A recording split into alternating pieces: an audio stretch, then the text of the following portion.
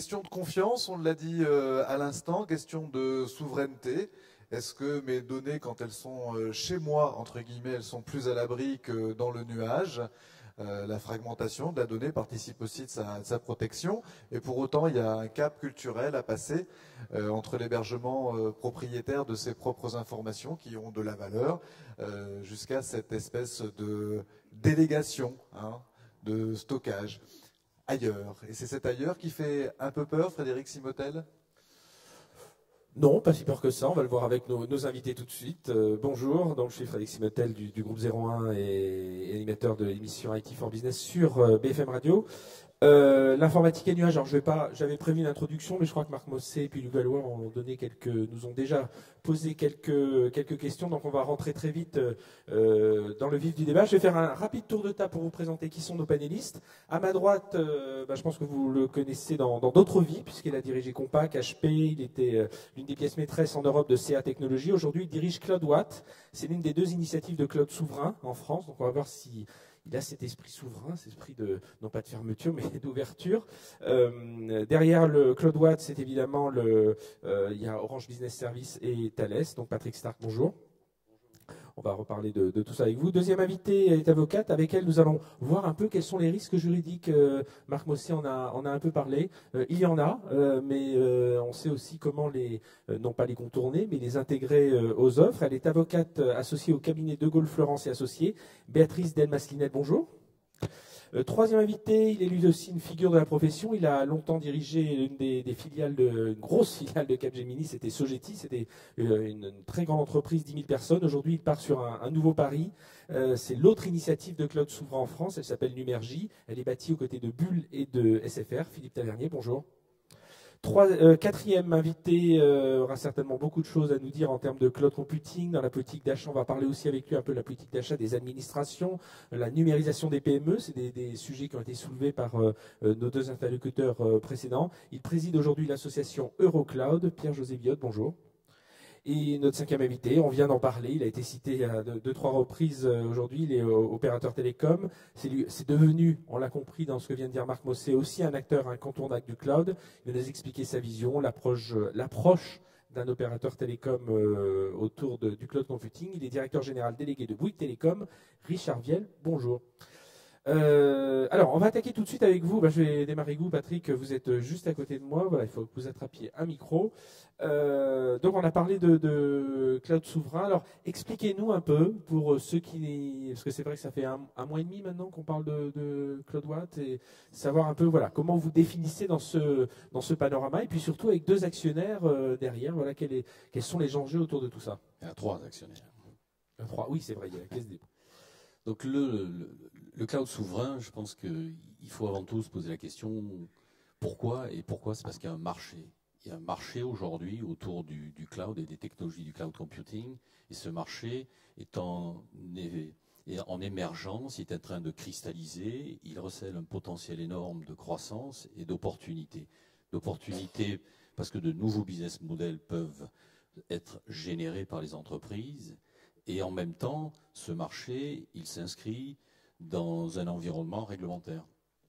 Comme on l'a évoqué tout à l'heure, il y a certaines réglementations qui imposent d'avoir certaines données localisées au niveau du pays. Donc si on prend la notion de souveraineté par la possibilité d'offrir cet hébergement en local, oui, c'est un cloud souverain en ce sens-là.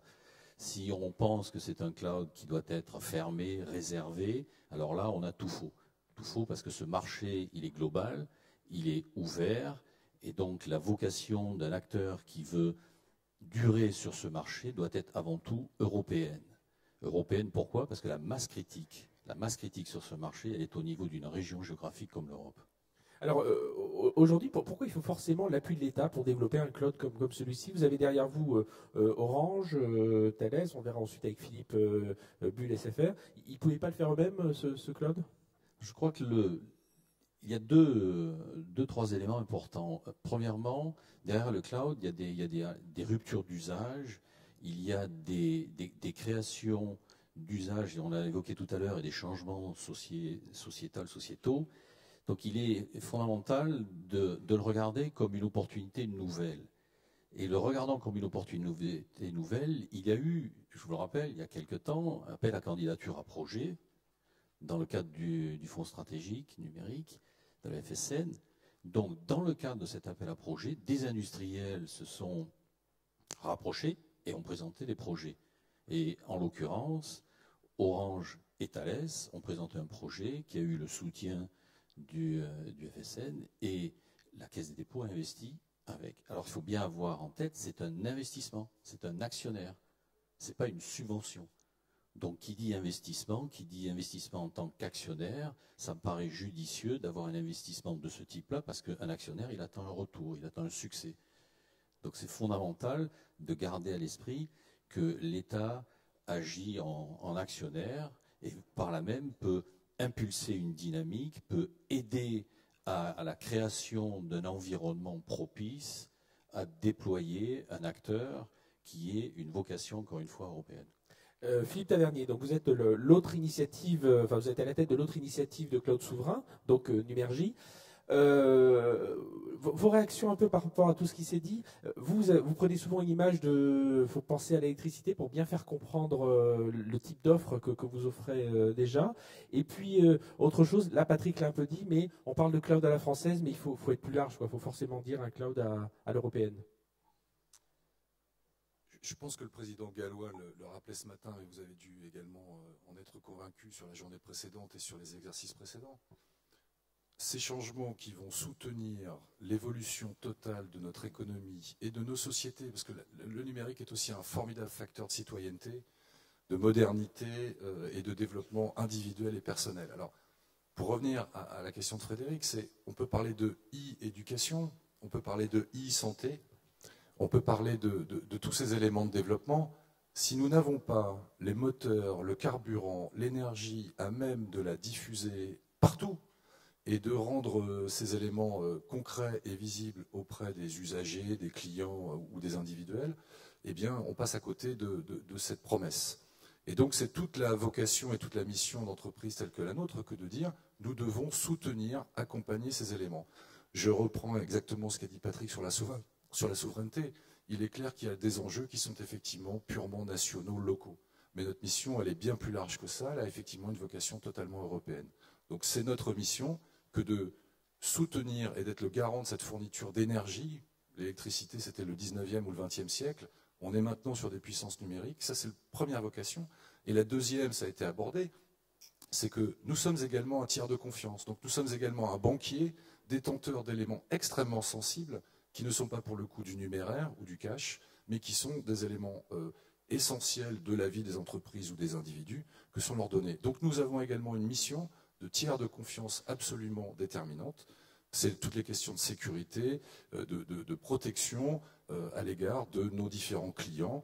C'est l'objet de nos missions d'entreprise. Alors, à quel besoin vous allez répondre tous les deux, Philippe, vous pouvez conserver le micro, qui n'était pas forcément satisfait aujourd'hui. Puis je crois pour qu'on soit clair aussi, parce que ça a été dit au début du lancement de ces offres, on s'est dit voilà, ce sont des clouds souverains à destination de plutôt des administrations et tout ça, alors que pas du tout. Hein. Vous vous adressez vraiment aux entreprises, mais voilà, quels sont les besoins auxquels vous allez vous adresser, qui n'étaient pas forcément bien suivis en France puis en Europe? Alors, primo, sur les différentes cibles, d'abord, je l'ai dit, nous sommes censés et nous allons nous adresser à l'ensemble des agents économiques, que ce soit les ménages, que ce soit les TPE, les jeunes pousses, et je pense que là, il y a vraiment un vecteur d'accélération pour eux, mais également les PME, les grandes entreprises, les collectivités territoriales, les administrations. Encore une fois, cette fourniture d'énergie, si je la compare à l'électricité, elle ne fait pas de choix, et elle n'est pas là pour dire, toi, tu as droit à l'électricité, toi, tu n'y as pas droit. On se doit d'apporter ce backbone, enfin en tout cas cette couche basse pour permettre à tous les acteurs de se développer. Ça, c'est le premier point. Et alors après, ça ira au rythme de l'appropriation, au rythme de la capacité à fournir ces différents éléments. Mais ça, c'est une mission extrêmement claire, que ça soit à Paris, et pas uniquement à Paris, mais sur tout le territoire. Ensuite, qu'est-ce qu'on apporte? D'abord, on apporte des nouveaux éléments de concurrence. Et la concurrence, c'est quelque chose de sain. Donc il y avait effectivement des acteurs qui existaient, mais qui n'avaient peut-être pas cette capacité ou cette volonté ou cette envie d'adresser l'ensemble de ce dispositif. Et puis il y avait des offres qui effectivement étaient issues d'un monde dont ce n'est pas d'ailleurs le métier initial. Je rappelle que les propositions d'acteurs prestigieux, pour ne pas les citer, Google ou Amazon ne se sont pas spécifiquement dévolus à cette capacité de centrale d'énergie numérique. Ce sont d'abord des agents de retail qui viennent du B2C et qui veulent adresser l'entreprise. Nous partons de l'entreprise étant particulièrement conscients de l'engagement que ça représente, c'est-à-dire d'avoir des engagements de service, des engagements de réversibilité, des engagements de sécurité explicites, précis, clairs, dans le cadre d'un accord business. Donc voilà ce que nous amenons et qui, à ma connaissance, n'était pas aussi précis et aussi visible précédemment. Merci Philippe. Richard Viel, donc vous êt directeur général délégué de Bouygues Télécom. Alors comment on va rester juste 2 minutes sur cette apparition, cette naissance des clouds souverains français, enfin, de ces deux initiatives. Comment vous, opérateurs, vous voyez cette naissance de ces deux initiatives? Est-ce que est-ce que ça fausse un peu la concurrence? Voilà, quelle est votre perception de l'arrivée de ces deux acteurs? Non, je crois que le marché est émergent. C'est pas par hasard que je vous ai mis tout au bout. Ah bon. Non, mais le marché est émergent et comme dans un marché émergent, plus il y a d'initiatives, plus il y aura d'envie d'y aller, plus il y aura envie de l'utiliser. Donc de toute façon, on est tous avec la volonté de développer ces services qui vont créer la richesse de demain. Et ça nous paraît important que de toute façon, les utilisateurs puissent avoir plusieurs opportunités, plusieurs choix. On sait que généralement, qu'à partir du moment où il y a du choix, finalement, les gens deviennent tentés. Et quand ils sont tentés, finalement, que les meilleurs gagnent ensuite, ça me paraît tout à fait normal. Ce marché est en émergence parce que je crois que les gens, dans une économie un peu plus tendue, ont besoin de focaliser leurs efforts sur leur propre métier. Les entreprises subissent ou ont, par chance, des croissances ou des évolutions permanentes. Et dans ce contexte où l'ensemble de leur métier est en évolution et en fluctuation rapide, le cloud est une réponse simple et de plus en plus simple à des services qui va leur permettre de résoudre leurs problèmes, quelle que soit la dynamique de leur métier et de leur activité. Alors, Pierre-José Billotte, vous êtes président de l'association Eurocloud. Vous pensez que l'État aurait pu mettre son argent ailleurs, ou que les Orange auraient pu, Orange, Thales, SFR Bull auraient pu faire autrement? Vous, quelle est votre position là-dessus? Alors, si vous voulez, moi je suis assez sur la position que vient de donner Richard Viel, à savoir, plus on augmente la masse critique finalement d'acteurs, et plus on diversifie l'offre, et finalement, plus on a de chances de peser sur l'évolution et la dynamique du marché. Donc je crois que de ce point de vue-là, il y a un aspect positif, mais qui prend aussi ses racines dans une tradition assez ancienne en France, qui remonte on pourrait la faire remonter à Colbert. Mais on va dire, les entrepreneurs, Eurocloud est le premier réseau d'acteurs cloud computing présent dans presque 30 pays européens. Donc, et en France, c'est la communauté du cloud computing en France. Restons que par ailleurs, moi je suis porteur d'un projet d'innovation sur le cloud computing, donc j'apporte une vision un petit peu complémentaire aux acteurs qui sont présents. Alors disons que nous, ce qu'on considère, c'est qu'il y a une opportunité industrielle considérable, donc ça lie mon propos avec celui de Louis Gallois, et il faut bien prendre conscience de cette opportunité industrielle. Aujourd'hui, les acteurs dans le monde entier ont décidé finalement de basculer l'industrie logicielle sur le web et sur l'Internet.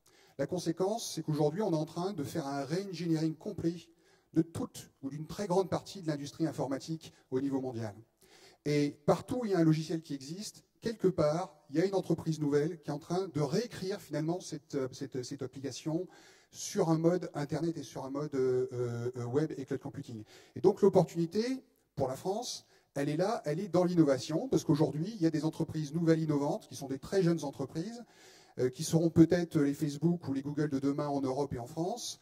C'est de l'innovation. Nous, Eurocloud, tous les mois, on présente 2 nouvelles entreprises françaises en matière d'innovation sur le cloud computing. Donc l'enjeu, il est dans la possibilité de reconstruire une industrie informatique de nouvelle génération qui, on peut l'espérer, ne sera pas l'échec qu'on a constaté dans l'informatique, on va dire, de première génération, qui était le logiciel. Donc l'accent de l'État, il doit porter sur l'innovation, et je termine sur ce point-là. C'est-à-dire qu'on aurait aimé, par exemple, qu'en complément des 150 millions d'euros qui ont été mis dans les projets dont on vient de parler, l'État ait mis aussi 150 millions d'euros dans le fléchage sur de l'amorçage et sur l'innovation dans le domaine du cloud computing. Voilà, je dirais notre vision un peu équilibrée sur le sujet. Merci Pierre-José. Alors, une réaction aussi de Béatrice Delmas-Linet. Je rappelle, vous êtes avocate associée au cabinet de Gaulle Florence et Associés. Alors, justement, tout à l'heure, c'est Marc Mossé qui l'a dit, à travers toutes ces offres, là, on voit un peu, on a différents acteurs qui sont représentés, il faut des standards. Il faut travailler avant tout là-dessus. Ça fait partie des 3 points, je crois que c'était notamment Marc Mossé, donc cette garantie. Oui, eh bien, comme souvent en matière d'émergence de nouvelles technologies et de nouvelles offres, la technologie arrive, les offres commerciales se construisent, le marketing se met en place. Et là, on l'a vu, on est confronté à un foisonnement d'acteurs nouveaux, vraiment de manière très dynamique. On est confronté confronté de manière positive donc à toute cette économie numérique qui se met en place. Et la question qui se pose pour l'utilisateur, qu'il s'agisse d'un particulier, d'une petite entreprise, d'une collectivité locale ou d'une grosse entreprise, ça va être celle du choix, on le voit bien. Et le choix qui va permettre évidemment d'obtenir les meilleures garanties de protection. Et là aussi, ces offres viennent évidemment avec un ensemble de garanties. Il y a un vrai problème de lecture aujourd'hui pour les utilisateurs et je pense que c'est ce qui explique évidemment les questions dont on entend parler. Alors on parle de cloud, évidemment les 2 thèmes récurrents, c'est celui de la sécurité informatique et c'est celui de la protection des données. L'ensemble des données, et parmi ces données, en particulier des données à caractère personnel, qui évidemment font l'objet d'une réglementation en Europe. Et il y a aussi la question des données réglementées sectorielles, comme les données bancaires, les données de santé. Donc c'est dans ce contexte que le choix se présente, et pour en venir, puisqu'on parle de cloud souverain, à cette notion intéressante qui fait beaucoup débat. Elle semble impliquer un choix qui serait basé sur un critère de nationalité, en quelque sorte. Et en tant que juriste, je pense que nous sommes très nombreux à analyser cette problématique et à se poser des questions. Je pense qu'il serait tout à fait réducteur de se dire que le choix de l'utilisateur doit se faire en fonction d'un critère de nationalité. D'abord, c'est effectivement antinomique avec la globalité du cloud et antinomique, messieurs, je pense, avec vos propres projets de développement internationaux à terme. Ce qui est important, c'est que le choix se fonde sur les garanties apportées. Mais aujourd'hui, du fait de cette complexité et de cette difficulté dans la lecture des garanties, je ne vois pas comment on va pouvoir vraiment avancer et faire décoller cette économie sans standard. C'est ce qu'on a vu dans toutes les autres économies. Et pour ça, les normes se font sur l'initiative de l'industrie. Donc, il va bien falloir que les concurrents se mettent autour d'une table et discutent. C'est également encadré par des initiatives publiques. Je signale à cet égard que la Commission européenne a identifié bien évidemment cette problématique de la normalisation. Comment est-ce qu'on va pouvoir définir des normes de référence pour garantir un niveau de sécurité et de protection des données. Et d'ailleurs, un premier travail de réflexion va être entamé dans le cadre de la Commission européenne, la semaine prochaine à Cannes, en France, donc c'est plutôt intéressant, mené par l'association ELSI et qui fera appel à toutes les bonnes volontés. Donc il faut que les acteurs aussi contribuent à façonner ces normes qui vont vraiment permettre d'atteindre ce niveau de confiance dont parlait Marc Mossé pour les utilisateurs et d'arriver à finalement ce que les choix se fassent non pas sur la peur, non pas sur l'inquiétude, mais sur les meilleures technologies et les meilleures offres commerciales. Alors justement, les meilleures offres commerciales, les meilleures technologies. Patrick, vous allez reprendre le micro. Voilà, on a dressé un peu un panorama des acteurs. Maintenant, il faut voir pourquoi on doit se lancer. Ma question, c'est de savoir quand vous êtes face à des clients, comment vous leur expliquez la valeur de business qu'ils vont acquérir en passant au cloud. Je crois que l'élément à garder aussi en tête, c'est le cloud, on arrive au cloud, mais il y a un continuum. Le cloud, il faut le voir comme le point ultime où on mutualise à la fois des infrastructures, des savoir-faire et des compétences. On les mutualise entre acteurs. Et c'est pas un phénomène nouveau. Si vous pensez en termes de typologie, Quand vous utilisez un Vélib, vous mutualisez une infrastructure. Quand vous utilisez une Autolib, vous mutualisez une infrastructure. Donc le cloud, c'est cette mutualisation. Qu'est-ce que ça veut dire? Ça veut dire que des entreprises qui n'avaient pas les capacités d'investissement en termes de CAPEX peuvent accéder aujourd'hui à des infrastructures dont elles ne rêvaient même pas. Je vous donne un exemple. Vous prenez une petite entreprise, une start-up avec 3 ingénieurs géniaux qui mettent au point un logiciel de modélisation et de simulation. Hier, pour tourner leur logiciel, il leur fallait peut-être 300-400 serveurs. Hier, une entreprise devait les acheter, ces 300-400 serveurs, pour les utiliser peut-être quelques heures ou quelques jours dans le mois. Avec le cloud, cette entreprise peut accéder, utiliser ce dont elle a besoin pendant ces quelques heures et les moyens dont elle a besoin. Avec un élément fondamental, elle est facturée à l'usage. Beaucoup se réclament des cloud services, peu en font aujourd'hui. Et un des premiers critères qu'il faut garder à l'esprit, c'est le paiement à l'usage. Pas d'usage, pas de facture. Et ça, c'est un élément fondamental pour pouvoir créer de nouveaux business models, pour pouvoir apporter de l'innovation, non pas uniquement de l'innovation technologique, mais de l'innovation dans la façon d'aborder une solution que l'on apporte sur le marché. Et je pense que ces éléments-là, qui sont le paiement à l'usage, l'élasticité des moyens, c'est-à-dire ces moyens, j'en ai besoin, je les ai, j'en ai plus besoin, je les redonne. Et ensuite, il faut qu'on puisse accéder à ces moyens de façon simple. Il faut que ce soit en fonction de votre profil de compétences, que vous puissiez accéder à des moyens. Si vous êtes un geek, comme on dit, vous voulez accéder à certaines informations très détaillées. Si vous n'êtes pas un geek, si vous êtes le patron d'une TPE et que vous avez un logiciel comptable dont vous avez fait la sélection, que vous voudriez faire tourner dans le cloud, eh bien, vous devez avoir un profil qui vous donne quelque chose de préparamétré.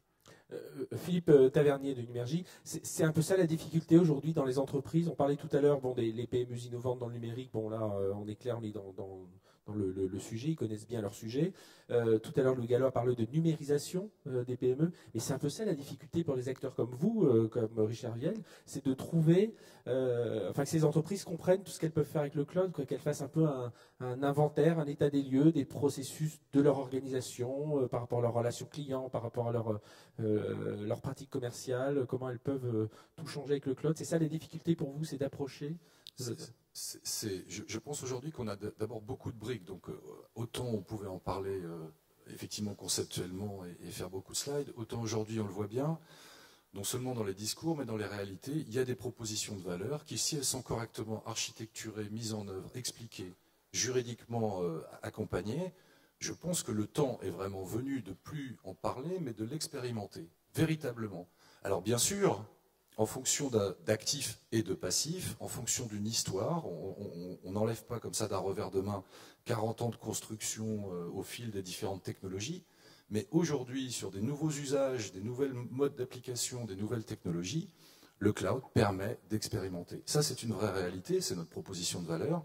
Et c'était effectivement des discussions que j'avais hier soir avec des clients qui se posent justement cette question de dire il est temps d'y aller, surtout que même si on ne s'en réjouit pas, la crise économique est quand même un facteur d'accélération dans la mesure où j'ai de plus en plus besoin d'innover et j'ai de moins en moins de moyens dans une économie qui est quand même un peu contrainte. Donc c'est vraiment le moment d'expérimenter et je pense qu'effectivement c'est cette proposition de valeur.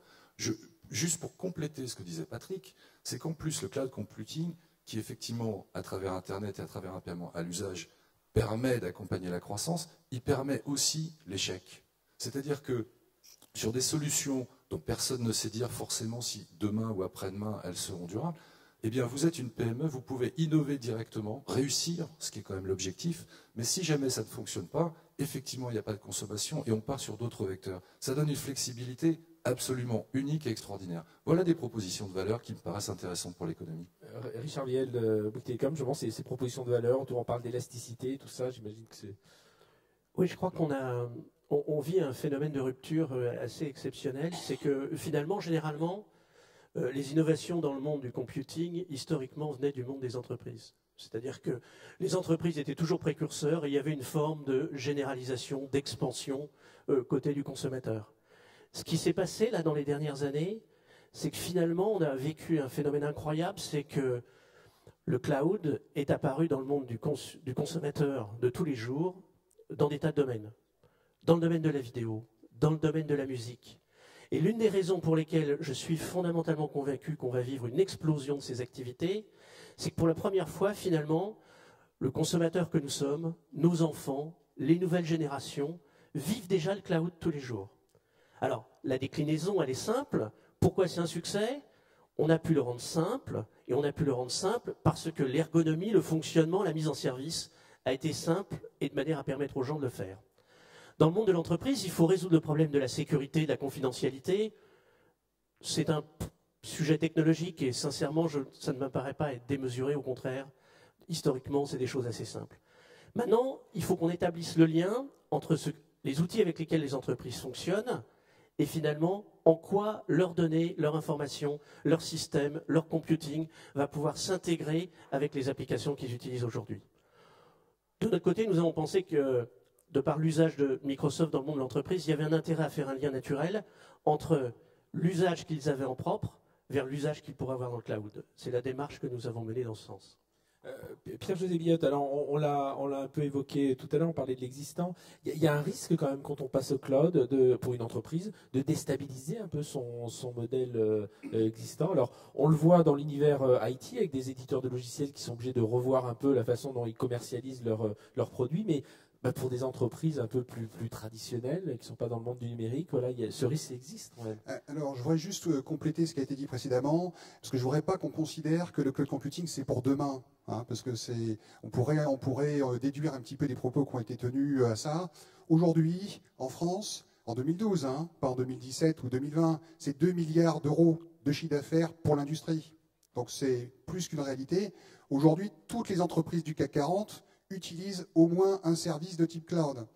L'année dernière, dans les trophées du cloud computing qu'on a donné à des grands utilisateurs, les 2 lauréats, c'était Carrefour, qui l'utilise pour échanger, par exemple, avec tous ses fournisseurs. Deuxième exemple, c'était le ministère de l'Intérieur. Hein. Donc, si vous voulez, aujourd'hui, c'est une réalité très importante qui va prendre de l'ampleur. Je voulais apporter ce petit complément, parce qu'on est censé parler demain quand on ira, etc. Il faudrait qu'elles étudient. Non, aujourd'hui, c'est une réalité. C'est un énorme marché et une énorme opportunité. Alors, pour répondre à votre question, aujourd'hui, on a un peu toujours tendance en France à regarder les choses sous le prisme de la menace. Moi, je crois qu'au contraire, c'est une formidable opportunité pour tout le monde. Voilà. Donc, si vous voulez, déstabilisation, je pense que c'est plutôt opportunité pour tout le monde. C'est opportunité pour les utilisateurs, le client. C'est une opportunité pour l'administration, c'est une opportunité pour les PME, on en a parlé tout à l'heure. Quand Valeo, par exemple, bascule 30 000 comptes de messagerie collaborative sur le cloud et quitte le mode licence, par exemple, si vous voulez, c'est que derrière, il a une opportunité considérable pour lui. Ensuite, pour l'industrie, je dirais c'est une opportunité pour une industrie naissante. Je reviens dessus. L'innovation, c'est la grande opportunité industrielle pour la France. Et les acteurs qui font partie, on va dire, du cycle software, eh bien, ils doivent migrer vers ça. La question, c'est pas de savoir est-ce que ça va les déstabiliser. S'ils y vont pas, ils sont morts. Voilà, hein, pour répondre simplement. Bon, voilà, la réponse, gars. Tu voulais rajouter un mot? Non, tout à fait d'accord. Il y a un changement de business model pour les éditeurs de logiciels qui est dramatique s'ils ne prennent pas ce virage rapidement. De nouveaux acteurs rentreront et ne vendront pas une licence, vendront un usage. Derrière le cloud, c'est bien ça qu'il faut voir. Il y a un aspect qui est révolutionnaire au sens où il est piloté et drivé par l'usage. L'utilisateur est devenu beaucoup plus compétent qu'il ne l'était il y a 25 ans. C'est lui qui impose aujourd'hui certains choix. Si les réseaux sociaux rentrent dans les entreprises, c'est parce que les utilisateurs les réclament. Alors oui, je vais apporter un peu de contradiction en passant le micro à Béatrice Delmas-Linel. C'est selon vous, les collectivités, les sociétés, les entreprises françaises ne sont pas forcément prêtes, ont du mal à comprendre tout ça, et il faut forcément les accompagner, les aider à faire des audits. C'est-à-dire ce qu'on constate, oui, c'est un usage, mais c'est un usage particulier parce que c'est un usage par lequel vous allez perdre le contrôle et la maîtrise, en tout cas c'est le risque, de vos données. Donc il ne s'agit pas juste de consommer de l'électricité, mais il s'agit en fait d'externaliser ces informations et le traitement de ces informations et le stockage de ces informations dans le nuage informatique. Donc c'est ça le débat. Donc ce qu'on voit, c'est des entreprises qui soit se pose pas de questions et bascule totalement, donc elle contribue effectivement au chiffre d'affaires dont vous parlez, et tant mieux pour le business, mais est-ce qu'elles se sont posées les bonnes questions? Soit des entreprises, et ce n'est pas mieux, qui sont paralysées parce qu'elles ne veulent pas prendre du tout de risques, alors que finalement, lorsqu'on fait on regarderait la façon dont elles-mêmes organisent leur système d'information et la sécurité dans leurs locaux, leur système d'information, c'est pas nécessairement idéal non plus. Hein. Donc il faut vraiment relativiser tout ça. Et l'un des conseils de bon sens et principal à ce stade, c'est effectivement tout le travail qui doit être fait en amont, qui n'est pas nécessairement énorme, mais qui était mentionné tout à l'heure, je crois, par Marc Mosset, et qui est d'établir une cartographie finalement de la situation, qu'est-ce qui peut être externalisé. Procéder par étapes me paraît aujourd'hui le plus sage. Il s'agit de réfléchir service par service, type de données par type de données, qu'est-ce qui peut être externalisé, avec quel niveau de garantie, quelle exigence de protection, et puis voilà, je dirais d'adopter le cloud de manière peut-être un peu plus mesurée. C'est aussi l'opportunité pour les entreprises, c'est vraiment vital aujourd'hui en France, de faire un audit de leur propre niveau de sécurité aujourd'hui en interne, pour faire la comparaison. Je voudrais juste rajouter un élément.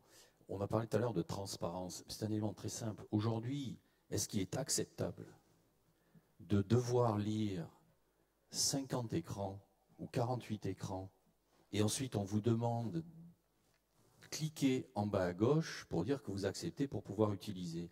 La réponse est absolument non. Dans un caractère B2B, c'est inacceptable. La relation doit être équilibrée. Donc ça veut dire que la transparence contractuelle, c'est un élément majeur auquel chaque entreprise devrait penser. Parce qu'aujourd'hui, dans les entreprises, il y a des utilisateurs individuels qui vont utiliser à l'extérieur des services de type cloud dans des environnements où une entreprise ne cliquerait jamais quand elle aurait lu les 48 écrans. Donc je pense qu'il y a 2-3 éléments qui sont simples et fondamentaux et simples à mettre en œuvre. C'est la transparence contractuelle. Donc on dit une forme de standardisation des engagements contractuels réciproques. Et le deuxième, c'est la réversibilité. La réversibilité, ça veut dire que vous ne rentrez pas dans un système propriétaire. Si j'y mets mes données, je dois pouvoir les récupérer comme je les y ai mises, sans qu'on ait à me faire payer quoi que ce soit pour récupérer mes données. Donc je pense que s'il y a déjà un élément d'analyse que chaque entreprise devrait faire, c'est est-ce que les notions de transparence sont là, dans l'usage que je vais en faire, et est-ce que la réversibilité est assurée? Donc ça veut dire derrière, est-ce que je me fais bloquer dans un système propriétaire qui grosso modo est attractif à l'entrée et cher à la sortie? Et donc je pense que c'est des éléments fondamentaux de regarder quelles sont les technologies derrière qui peut-être me rendent prisonnier de certaines solutions. Cet aspect de réversibilité, c'est de toute façon un élément aussi concurrentiel. Donc il est certain qu'à un moment donné, les autorités vont également se pencher sur cette question. En amont, le travail qui est fait, c'est la portabilité ou la réversibilité, est l'un des chantiers de normalisation qui a été identifié par aussi bien aux États-Unis que les instances internationales et la Commission européenne. Alors, concernant le micro, Béatrice Desmassinelles, on a parlé tout à l'heure des différents interlocuteurs, puis même juste avant Marc Mosset, d'autres acteurs, des Google, Amazon. Aujourd'hui, on peut pas ne pas les regarder parce qu'ils sont, comme l'a dit Patrick, il y a des entreprises qui soit font appel à eux pour une partie de leurs applications, soit c'est les utilisateurs eux-mêmes qui se tournent vers ces entreprises sans forcément le contrôle, on va dire, de l'entreprise elle-même. Vous, quelle est votre position là-dessus de juriste? On peut y aller sans crainte vers ces Google, Amazon? Encore une fois, la position, elle est celle du niveau d'information qui est donné à l'utilisateur et qui lui permet de faire un choix en toute connaissance de cause. Donc effectivement, pour un consommateur, il faut vraiment distinguer dans ces questions la position d'un consommateur qui a tout à fait légitimement besoin de protection et celle d'une entreprise qui est censée faire son travail d'analyse pour sa propre protection. Un consommateur bien informé qui, finalement, pour bénéficier d'un service gratuit, comme on le voit évidemment avec toutes les offres et les réseaux sociaux, va comprendre le risque et l'accepter, pourquoi pas. Maintenant, c'est vrai que, voilà, encore une fois, les offres ont été faite avant que les questions ne se posent, et on voit très bien, notamment en matière de données personnelles, le travail, le dialogue plus ou moins convivial qui prend place entre les autorités de protection des données personnelles et, par exemple, une entreprise comme Google sur ces questions. Il va bien falloir de toute façon que, à partir du moment où la question de confiance, il y a des études au niveau européen qui montrent que les consommateurs ont très très peu de confiance à ce stade dans tous ces services. Ils en sont grands consommateurs, mais ils ont très peu confiance, c'est un paradoxe. Donc les autorités cherchent à créer une protection et à forcer en fait cette transparence, c'est assez classique. Et ça viendra, on peut être tout à fait optimiste. Encore une fois, le consommateur avisé qui va se rendre compte de ce qui se passe prendra son choix. Il y a aussi la réalité, les incidents, les pertes de données. Il y a déjà eu plusieurs cas, Amazon. Bon, alors là-dessus, je voudrais dire quelque chose de très important parce que il y a toujours plusieurs phénomènes qui finalement façonnent un environnement économique. Il y a évidemment toujours l'empreinte répressive ou réglementaire. En matière de sécurité, je pense que ça existe déjà aux États-Unis d'ailleurs, et c'est l'une des propositions du projet de règlement européen en matière de données personnelles, qui va être une grosse incitation pour les entreprises et les prestataires. C'est que dès lors qu'il y aura une fuite de données personnelles, une atteinte, une faille de sécurité et une atteinte, elles seront dans l'obligation d'avertir immédiatement les autorités de protection des données personnelles, et ça fera l'objet de publicité. Personne n'a envie d'avoir cette publicité, donc chacun va s'efforcer de mettre en place les mesures de sécurité nécessaires. Donc on va encore entendre parler de problèmes. Ils vont être impressionnants parce qu'on parle d'échelles impressionnantes avec le cloud. On parle plus souvent des problèmes, oui. Et on parle plus souvent des problèmes, mais tout ça va dans le bon sens de sécuriser, améliorer les technologies. Richard Vieille, ça va dans le bon sens, ça justement, on parle de Google, d'Amazon, finalement c'est une première approche des utilisateurs et ensuite c'est plus facile d'aller les voir pour des acteurs comme vous en leur disant, voyez ce que vous avez compris le principe du cloud grâce à Google, Amazon, et puis maintenant, voilà, parlons des choses voilà, avec des garanties juridiques, de la transparence, de la confiance. Comme j'évoquais, le consommateur que nous sommes tous, on les utilise aujourd'hui. On avait cité cela, on aurait pu dire mais pourquoi finalement notre musique maintenant est en cloud à 80% pour tout le monde. Donc on peut se poser des tas de questions par rapport à ça. La solidité et je dirais la sécurité des informations dans les entreprises, elles sont toujours perfectibles. Et même si les grands comptes arrivent à mettre en place des systèmes redondants, doublés, triplés pour sécuriser leur information, pour les sécuriser depuis des années, je suis convaincu qu'aujourd'hui, malheureusement, les petites entreprises n'ont pas forcément les moyens de faire la même chose.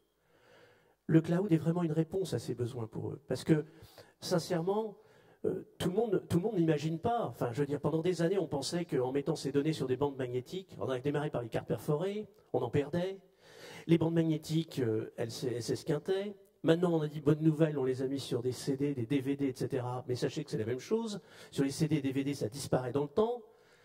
Dans le cloud, sincèrement, avec du service, et je dis bien du service, on a la possibilité d'avoir un niveau de garantie bien supérieur à avoir des données en propre. Il faut que le consommateur réalise que ça, c'est possible. Après, il faut y mettre la législation et les protections pour éviter que n'importe quoi ça fait, ou éviter qu'il y ait du hacking, éviter que les données soient perdues, etc. Mais au sens large, les technologies distribuées, réparties, redondantes, offriront probablement beaucoup plus de sécurité que de les avoir en propre. Pierre-José Biot, oui, je fais réagir et puis dire est-ce que selon oui, enfin la réponse est oui, mais enfin j'aimerais bien vous expliquer comment on explique à une entreprise qu'elle va pouvoir atteindre justement ces de nouveaux horizons en passant au cloud. Oui, pour réagir sur l'aspect sécurité. Il faut prendre des exemples simples. Moi, depuis plusieurs années que je suis ce marché, je prends souvent l'exemple de l'industrie bancaire. Voilà. Donc la question que vous devez vous poser pour répondre à la question est-ce que vos données ou vos applications, parce qu'on parle beaucoup des données, mais c'est aussi toutes les applications qui sont utilisées dans le cloud, est-ce que votre argent, il est mieux sécurisé dans votre coffre-fort chez vous ou est-ce qu'il est mieux sécurisé chez une banque? Voilà. Si vous voulez, la réponse, c'est quand vous aurez répondu à cette question-là, vous aurez répondu à la problématique de cloud computing. Les entreprises en France, et moi je connais bien les problématiques de sécurité, ont un très faible niveau de sécurité aujourd'hui informatique dans les entreprises en France. Ce n'est pas vrai que pour les PME, c'est vrai aussi parfois pour des entreprises de taille intermédiaire, voire parfois sur des grandes entreprises. Donc aujourd'hui, les données, les applications, par construction, parce qu'on mutualise les moyens, par les mutualisations, comme la banque mutualise ses moyens de sécurité, d'accord, seront mieux sécurisés dans les entreprises de cloud computing. Ça ne veut pas dire qu'il n'y aura pas de problème. Je veux dire, le fait de vivre ne vous empêche pas d'avoir des maladies. La question, c'est de vous prémunir et c'est de les savoir les guérir quand elles se produisent. Philippe Tavernier, quand on parle de cloud aussi, on le voit, il y a plusieurs acteurs. On imagine que pour une PME ou enfin un client potentiel, c'est de pouvoir travailler avec plusieurs fournisseurs, parce que le cloud permet ça aussi. Voilà, c'est possible ça aujourd'hui. Alors on a parlé tout à l'heure des standards qu'il fallait avoir en commun, mais voilà, donnez votre avis. Je crois que tout a été dit. Encore une fois, vous pouvez changer de banque et normalement vous devez pouvoir retrouver vos actifs tels qu'ils sont, modulo des conditions qui sont peut-être à définir, de gratuité ou de paiement. Mais en tout état de cause, vos données sont garanties et vos actifs sont surveillés et contrôlés. Ça ne vous empêche pas d'avoir votre petit coffre-fort pour ce qu'on appelle les bijoux de famille, mais en tout état de cause, vous avez cette capacité de le faire. Il en est de même du cloud computing dont je disais tout à l'heure, un fournisseur d'énergie et un tiers de confiance. Nous avons à régler, si tant est que nous l'ayons, effectivement ces domaines de protection et ces sauts technologiques de sécurité mutualisés, parce que nous allons concentrer sur nous une énorme capacité de R&D pour sécuriser notre banque. J'imagine qu'on n'est pas des idiots au point de dire venez chez nous et alors c'est livre ouvert, open bar, venez vous servir et traiter. Donc nous allons faire ces éléments-là. Alors voilà cette proposition de valeur et en même temps on ne peut pas dire qu'on soit un outil de flexibilité extraordinaire et en même temps verrouiller le système. Donc ça permet à tout à chacun d'expérimenter, mais vraiment d'expérimenter la vente continue pendant les travaux. Google, Amazon, CloudWatt, Numergy, d'autres acteurs, prendre du logiciel en mode SaaS. Voilà cette extraordinaire liberté, cet extraordinaire facteur de compétitivité. Et je rajouterai le sujet de dire, encore une fois, dans cette économie naissante, la nécessité absolue pour nous de nous associer avec l'ensemble de l'écosystème gros, important. On parlait de Microsoft tout à l'heure, qui faisait nous appel du pied en disant il y a des choses à faire, il y a des partenariats, et absolument. Et en même temps, un certain nombre de petits acteurs très très innovants et très agiles pour garantir ces éléments de flexibilité, de modernité, d'usage encore plus diffusé au sein de l'économie. Donc voilà, moi je crois, les éléments qui sont très prometteurs pour l'ensemble des tissus, français bien évidemment, mais j'y reviens, européens de manière absolue. Et concernant le micro, il nous reste encore 2 minutes avant de conclure. On n'a pas parlé d'emploi, Lou Gallois l'a évoqué tout à l'heure. Est-ce que le cloud peut être un moteur de croissance? Je suis dans cette économie et dans cette industrie depuis 25 ans. Okay, vous citiez tout à l'heure les acteurs. C'est un formidable, pas que nous, mais en tout état de cause, on parle de valeur ajoutée, on parle d'éducation, on a des écoles d'ingénieurs qui sont formidables, je parlais des startups, de la R&D. Il y a un gisement évident de création d'emplois, de valeur, l'AI éducation est un chantier formidable. Il faudra des ingénieurs pour traiter tout ça quand même. Il faudra des formateurs, il faudra des accompagnateurs, il faudra des techniciens pour régler les problèmes évidents que le lundi matin, quand la maîtresse arrive, ça fonctionne. Donc on a devant nous, c'est l'Eldorado, c'est le Far West. À nous d'éviter la vallée de la mort, mais il y a des plaines absolument formidables pour le développement de notre économie. Donc l'emploi, ça suit. Voilà. Patrick Star, justement, l'emploi, il faut bien le rappeler, parce que je trouve qu'on n'insiste pas assez là-dessus. Bon, là, on l'a vu dans les interlocuteurs précédents, mais ça crée de l'emploi dans le domaine du numérique, mais ça crée de l'emploi aussi, Philippe vient de le dire, et je voudrais qu'on insiste un peu là-dessus, dans le monde de l'éducation, dans le monde de la santé, dans les entreprises, dans les TPE. Tout à fait. Comme on l'a vu, derrière le cloud, il y a des ruptures d'usage, il y a des changements d'ordre sociologique. Donc, c'est porteur d'opportunités. Pourquoi? Parce que de nouveaux acteurs vont arriver avec de nouvelles solutions qui vont dynamiser le tissu économique. Et je pense qu'en France en particulier, et nous travaillons avec un tissu de partenaires qui sont des start-up de profils très compétents sur des technologies et des savoir-faire très pointus. Donc, à partir de là, c'est tout un écosystème qui se met en marche. Et il faut garder à l'esprit que notre industrie, finalement, le cloud computing l'a fait rentrer dans l'ère industrielle. On rentre dans l'ère industrielle de la production informatique en général, et cette fois non pas pilotée par les technologies comme on l'a été pendant les 40 dernières années, mais pilotée par des usages d'utilisateurs. Et c'est là où réside tout le potentiel, parce que c'est un champ d'innovation énorme qui est devant nous. Je pense qu'on n'en a pas pris toute la dimension aujourd'hui, mais qu'au fur et à mesure, comme je disais tout à l'heure, cette industrie est en train de se cristalliser. Et donc c'est le début d'une ère nouvelle pour le tissu du numérique. Voilà, ben on débaptisera les prochaines assises du numérique, on appellera ça les assises de l'innovation et de la croissance. Un dernier mot, parce qu'il faut vraiment conclure. Non, c'était aussi par rapport à l'emploi, je voulais simplement dire, et ça donne aussi du travail pour les DSI, les conseillers en sécurité et les juristes, qui ont une opportunité évidemment formidable de travailler ensemble sur ces questions, et il ne faut pas l'ignorer, il y a des métiers qui vont évoluer également à côté des nouveaux métiers. Je pense à la fonction de DSI en particulier. Voilà, il n'y a pas que de la destruction d'emplois, il y a vraiment de la création d'emplois, de valeur. Merci en tout cas à nos panélistes. Je pense qu'on peut les applaudir d'avoir été brillants